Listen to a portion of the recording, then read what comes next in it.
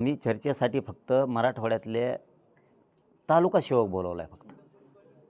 आणि गावागावात नोंदी रेकॉर्ड शोधणारे, कुणबी प्रमाणपत्र काढून देणारे ह्या बांधवांना बोलवलं आहे आम्ही इकडं.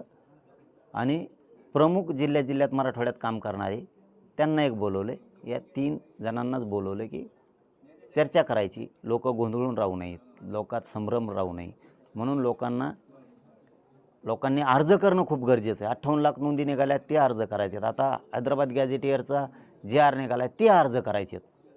काही आमचे गरीब माणसं आहेत त्यांना नाही लक्षात येत लवकर कसा करायचा बाबा अर्ज, कुठं करायचा बाबा, काय करायचं. मग आपण तालुका सेवकाला सांगू, तो गावागावात जाऊन सांगल. परत आपण नोंदी शोधणाऱ्याला सांगू, ते गावागावात जाऊन सांगल. परत आपण आपले प्रमुख जिल्ह्यात काम करणार आहेत मराठवाड्यात त्यांना सांगू, मग ते तालुकाभर जिल्हाभर सांगतील.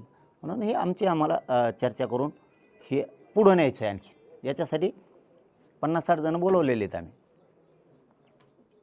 यामध्ये कक्ष उभारणीसाठी सुद्धा कलेक्टरने लक्ष दिलं पाहिजे असंही काही जण बोलतात. हा, आज माहिती घेऊ ना आपण कुठं काय काय अडचणी आहेत, कशा आहेत. आणि जिथं कलेक्टरांना तहसीलदार साहेबांना सांगून आपण सरकारला सांगून ते करून घ्यायला लावणार.